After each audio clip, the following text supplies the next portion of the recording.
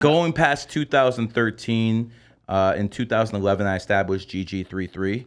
Right. And at that point, it was like 50 people. I just wanted to talk to somebody. You know, all these people were stupid. There was no one for me to talk to. So I'll teach some people. I have someone to talk to, man. Sounds like crypto a little bit. To a point. Yeah. And I mean, because not a lot of people know about crypto. Since then, in 2015 is when I faced my first suspension from Twitter. And I paid someone $500 to get me back on. Okay. But at that point, I realized, wow, okay, we need a new strategy because at some point they can just axe you. Yeah. So in 2015, I was preparing for what eventually started happening to me. And instead of promoting just me, I created the group and I promoted the group. So what would happen is 4 years later, the group was so strong when they started axing me, all of a sudden all my group members would just retweet where I'm at and I get revived again and again and again. And that's because of my strategy in 2015 to promote the group instead of an individual. Because if I promoted the individual, I would have been done. Right.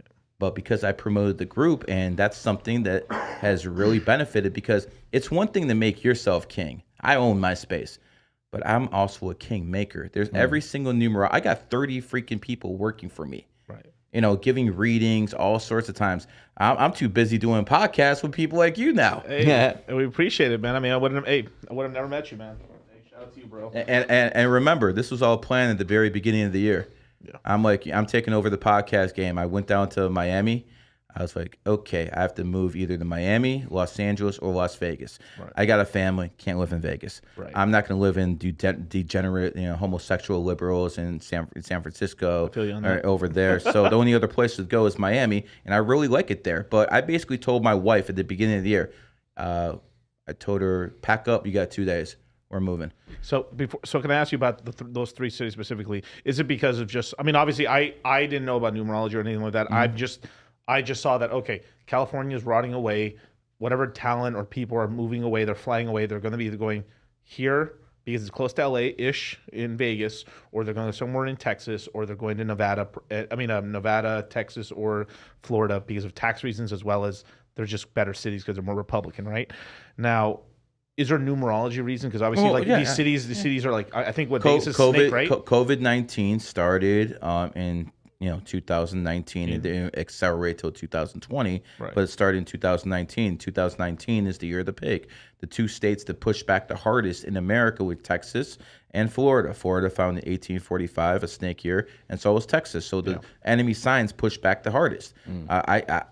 Where else would you want to live in America? Listen, if you're single, Vegas is a great place. If you're single, Vegas is a great place to live. But if you have a family, this is not really ideal place to live. Right. And this is why I come here and visit. I live in Miami. You can raise the family down there. At least the place I live. I don't live in Miami itself. I live in Sunny Isles, baby, the best location in the nation. Messier lives 1,000 feet away from me. Right. Nice. And by the way, I lived there first. He came. He came into your neighborhood. Yep. So yeah, I mean, and that's sort of the things we kind of talked. Now I moved to Vegas because I'm close. All my family's from California, so it's like I can live closer to it. But this is the thing I think a lot of people don't, because in crypto it's always recommended. Everyone wants to go to Puerto Rico because of the tax reasons and stuff like that. But this is also why we always give a warning to people: hey, if you're single, perfect, go to Puerto Rico. But you've got to really go and visit it as if you have family, especially if you have kids and stuff, because if it's at the end of the day, you're the man of the house. If it's the bottom line, it's the bottom line. You got to do it. But I know a lot of people. We know a lot of crypto people. A lot of people who made a lot of money in made a lot of money in crypto that are in Puerto Rico that moved back to the States, Right. Because they're like, dude, I can't do it over here. Yeah, it's not just their cup of tea. It's not their cup of tea, as well as like the internet service isn't that great sometimes, and there's a lot of shit. By satellite internet, what the fuck?